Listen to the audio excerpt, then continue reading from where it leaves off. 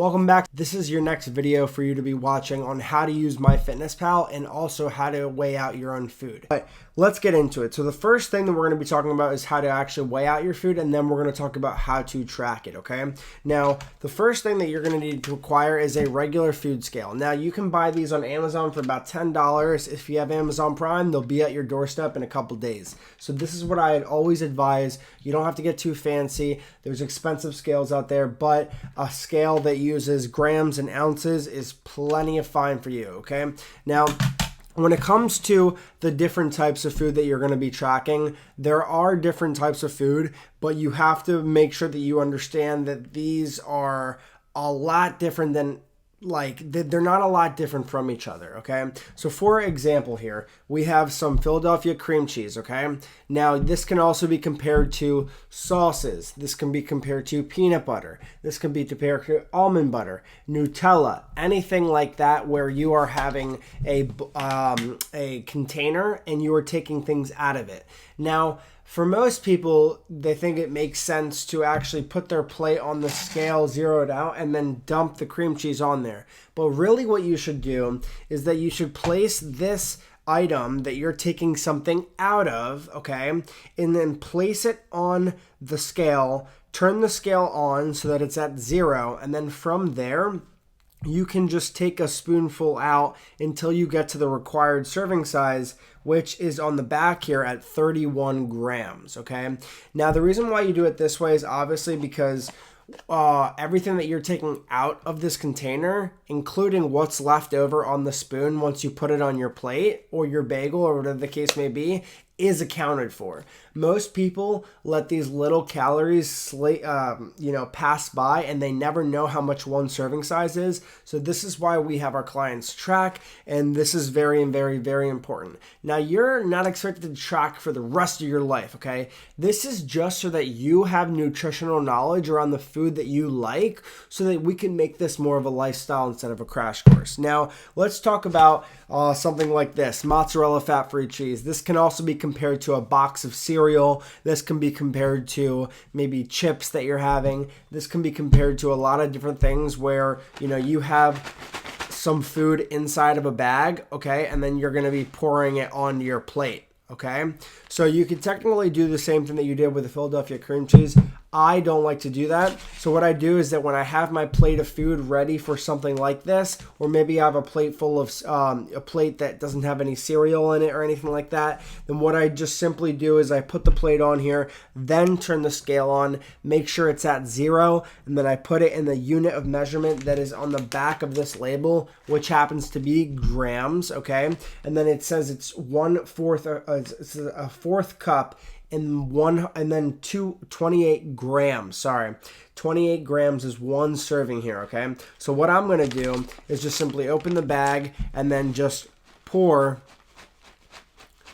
until I get to 28 grams. And then I know that it's accounted for, okay? Now, the next thing that we're going to be looking at here, and this isn't not mine, okay? So don't think it is. It's actually my father's. So this is a full, large pizza, thin crust pizza from Domino's. Now, the reason why I'm talking about thin crust pizza is you might be thinking, what the hell is this guy talking about? He is just a fitness guy who eats pizza all the time. Not true. But I'm using this as a very good example. Now, I understand that a lot of us have guilty pleasures. I understand that a lot of us go to family get-togethers. I understand that stuff comes up and you just don't want to track all the time. I understand that. You can track all the time, however, you just need to be smart about it. When you see a pizza like this, all you need to do is go on MyFitnessPal, search up a restaurant name, and then just type in large, in this case, it's a large cheesesteak pizza, all right, from Domino's. And all you got to do is just search that up in the search bar. You can do this for Chipotle. You can do this for Chick-fil-A. You can do this for, Hardee's. You can do this for many different, even McDonald's, Burger King, whatever the case may be. You can search up all of these fast food chains and just account for the calories that you're having. Now, obviously, are they going to be 100% accurate? No. But if you have somewhat of a, ballpark number of what you're consuming inside your body, then we can predict results, okay? The reason why most people don't get results is one, because it's unsustainable, and two, is that most people just cross their fingers and do a lot of work to get results, but they don't actually have a strategy.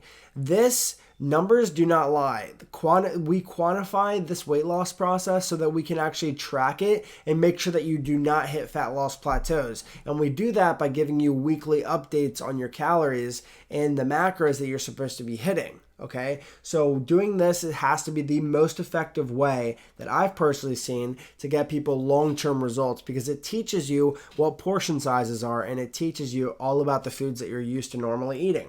Now, if you have a liquid here, on the back, it says that it's either 1 cup or 240 milliliters. Some scales measure out milliliters and some do not. However, it does say that 1 cup. So if you have a measuring cup, something like almond milk is definitely something that you can use a measuring cup for. But that's pretty much all the different types of foods. Oh wait, I forgot one last food. So we are tracking things like meat, okay?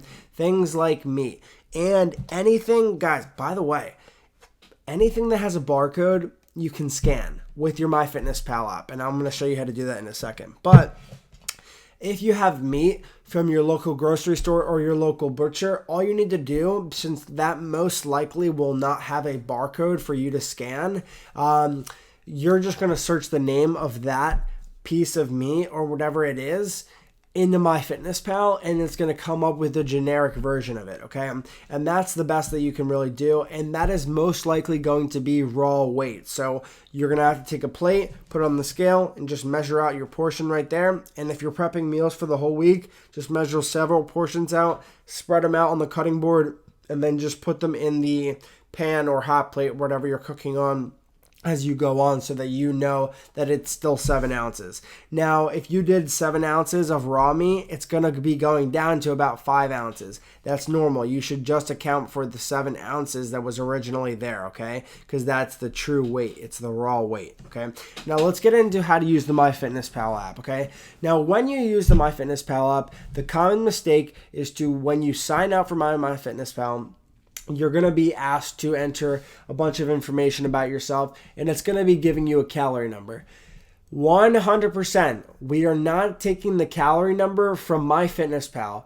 MyFitnessPal is a computer. It doesn't understand what your metabolism's like. It doesn't understand your real activity level, and it does not understand the many other factors that dictate how fast your metabolism is, okay?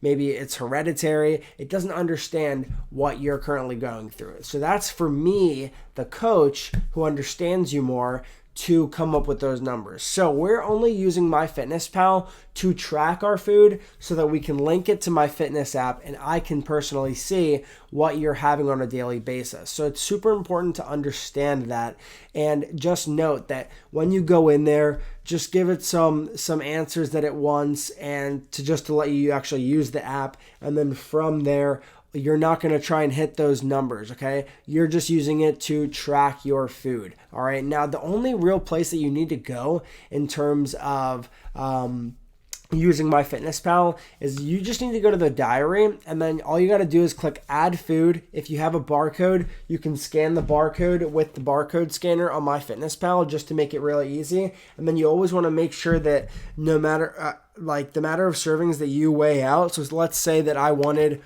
2 servings of this cheese. So that would be 56 grams because it's 28 times 2. 28 is 1 serving, 2 servings is 56 grams, all right? Now, you want to put that in the MyFitnessPal app when you're going through it so that you accurately have the right amount of food that you just put on your plate, all right? Now, from there, you can use it to track restaurants. You can use it to track your water intake even, but we're not going to add in anything like exercise or anything like that. Now, if you scroll all the way to the bottom of your food diary, it's going to say nutrition. Then when you go all the way to the right tab, it's going to say macros. This is where we're going to be looking at most of the time, because macros and tracking them is the best way for you to change your body composition. So if you want to add muscle and lose fat, having the correct macro ratios is crucial, and that's what I'm going to be giving you as the weeks go on once we establish what your metabolism is, what your basal metabolic rate is, and all of those other and very important things. And now, like I said, you're not tracking the calories that MyFitnessPal gives you or the macros that MyFitnessPal gives you. Sometimes it'll say, oh, you're too high on carbs, oh, you're too high on protein, or anything like that. Don't listen to it. You're just listening to what I am going to be giving you, okay? Now, that's everything that you really need to know about MyFitnessPal. I'm super excited for you to learn this amazing app because it is trust me, it is a lifesaver, okay? Now, here are some tips. When you are tracking your food, it can be very daunting. It can be very overwhelming to track your food as the day goes on. So what I always recommend clients to do is that you should sit here and you get out your phone, and when you're in the, when you are on your desk having your breakfast in the morning, all you should be doing is just tracking your food for the day.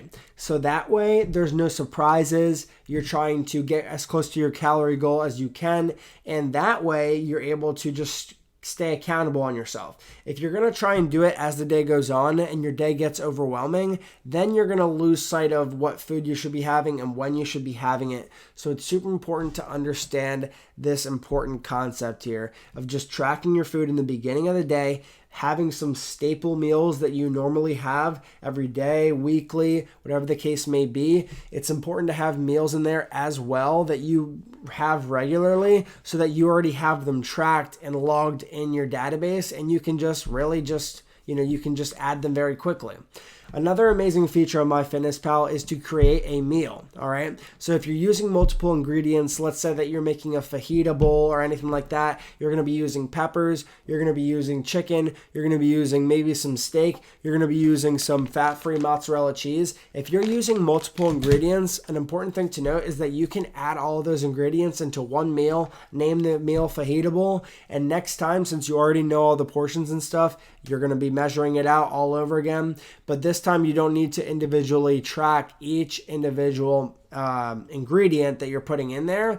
All you can do is just go to your meals, click add fajita bowl, and then that's it. You can just track it and everything will be accounted for. So thank you so much for watching this video. I hope it was very informational in terms of how to use MyFitnessPal and what not to do and what to do when it comes to using the app. And I also hope that you learned a little bit about tracking your food using these scales, all right? Like I said, you can get them on Amazon for a very cheap price. I hope to see you in the next video. Have a good one.